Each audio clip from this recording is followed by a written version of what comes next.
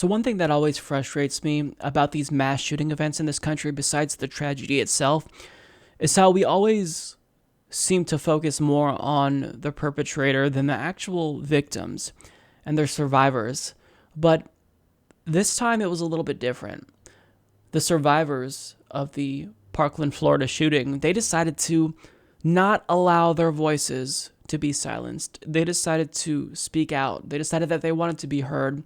And even though it's easy to become desensitized in these types of situations because we hear about it all the time, it's important that we face this head on, that we don't allow ourselves to tune this out because that would be convenient and make us feel better.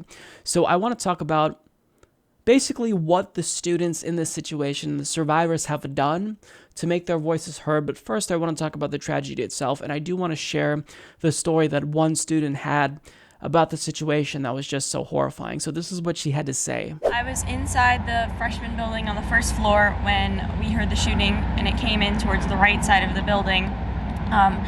We have been practicing drills for months since we got back from winter break and even before that. So when it first happened, we all thought it was a drill.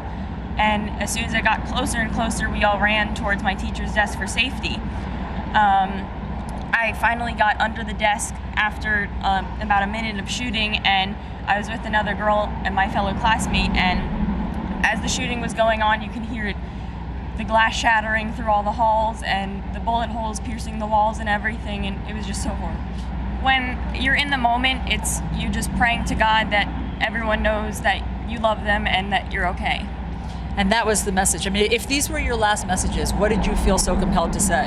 I wanted her to make sure that she knew that I loved her. I wanted my brother to know that I loved him. I wanted my parents to know that I loved them, and I wanted all my family to know that I loved them so much, and that if anything were to happen to me, that I would be okay.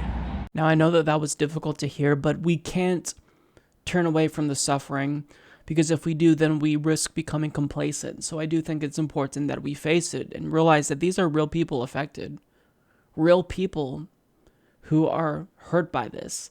And we need to use what we're feeling now to galvanize us, to actually get involved and take action. Now, one more video I want to show you is from a mother who lost her daughter. And this is a really, really tough one to get through, but I do think her message is important. How do we allow a gunman to come into our children's school? How do they get through security? What security is there? There's no metal detectors. The gunman, a crazy person, just walks right into the school, knocks down the window of my child's door, and starts shooting her, and killing her.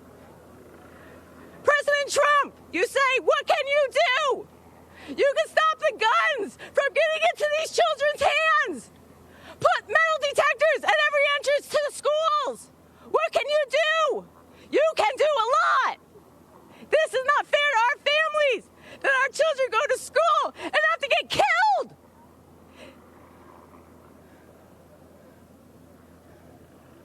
I just spent the last 2 hours putting the burial arrangements for my daughter's funeral, who's 14. President Trump, please do something. Do something. Action! We need it now! These kids need safety now! Now, I don't care how much money you've taken from the NRA. If you watched that, if you heard that grieving mother's plea and you were unmoved, you don't belong in Congress. And I'd argue that you're a bad person. You're un-American. Now, these students are emerging as some of the greatest heroes our country has seen in a really long time.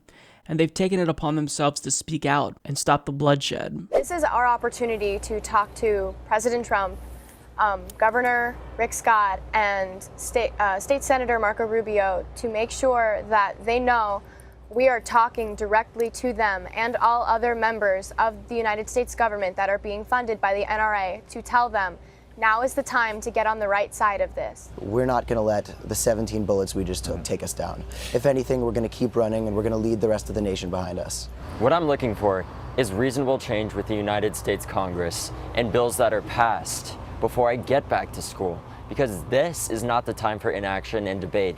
This is the time for discussion and for all people that are Americans to come together as Americans through love and compassion. This event happened on Valentine's Day. So many people lost loved ones. Our community and our nation have taken too many bullets to the heart, and now is the time for us to stand up. So I will not feel safe going back to school myself until reasonable mental health care legislation and gun control legislation is passed.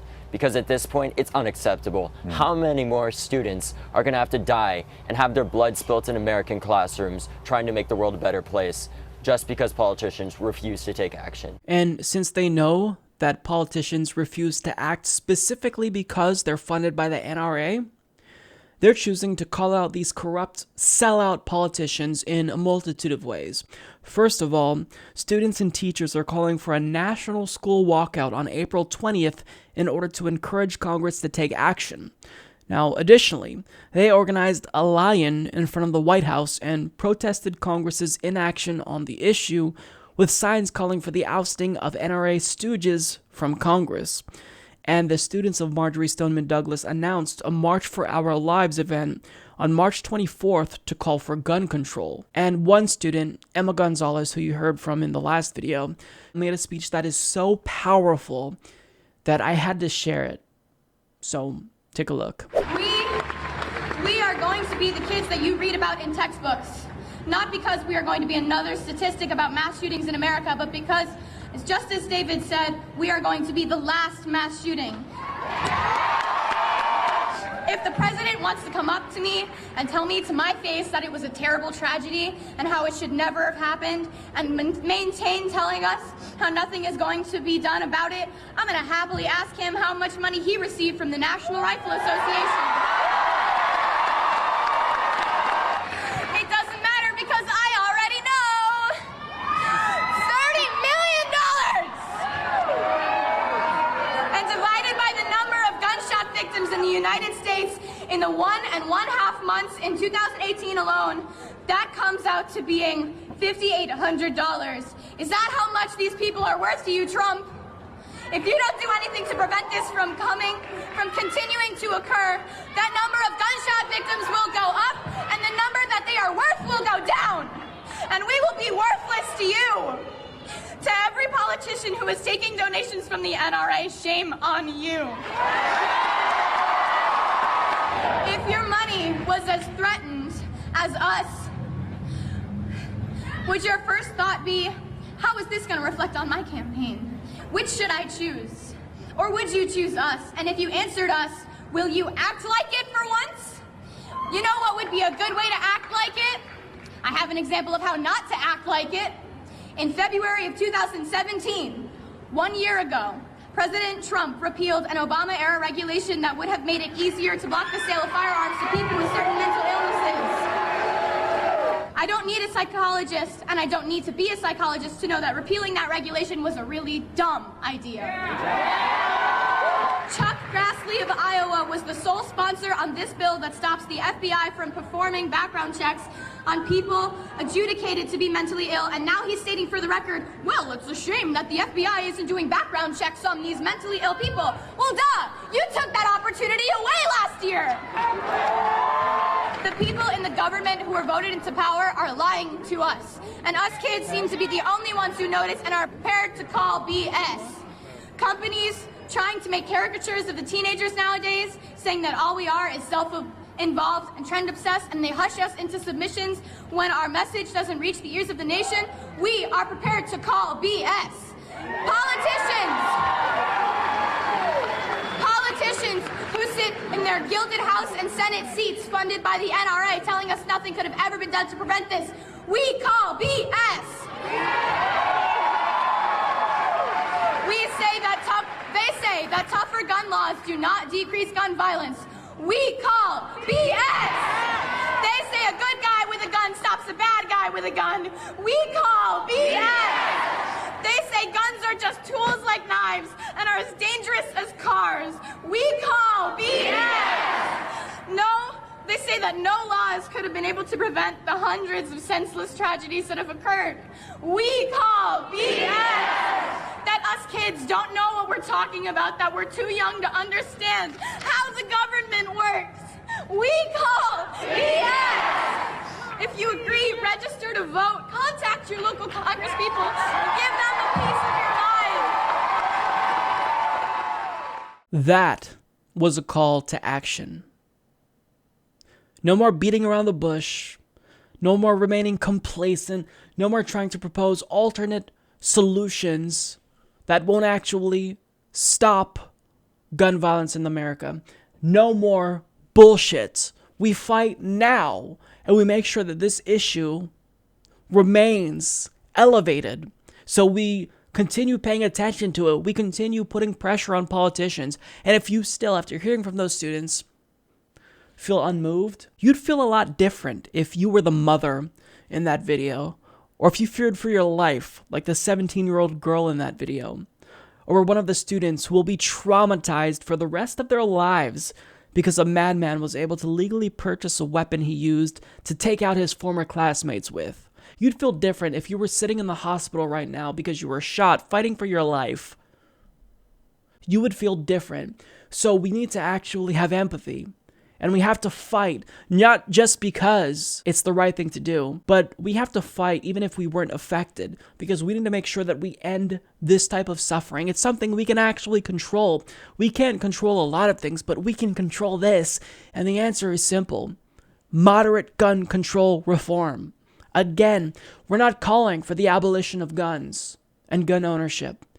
Moderate reform will make a difference. We just have to act. And since politicians won't act, these students are taking it into their own hands, and they're going to force them to act. And that, to me, I find really inspiring, because they're taking this tragedy and they're turning it around, and they're making sure that no other student in this country has to fear for their lives ever again. So I absolutely commend the bravery of these students, and I want them to know that we're right alongside them. We're going to be fighting with them, because this is too important to ignore. If you're not fed up at this point, then I don't know what to say. Support this podcast by becoming a patron at patreon.com/Humanist Report.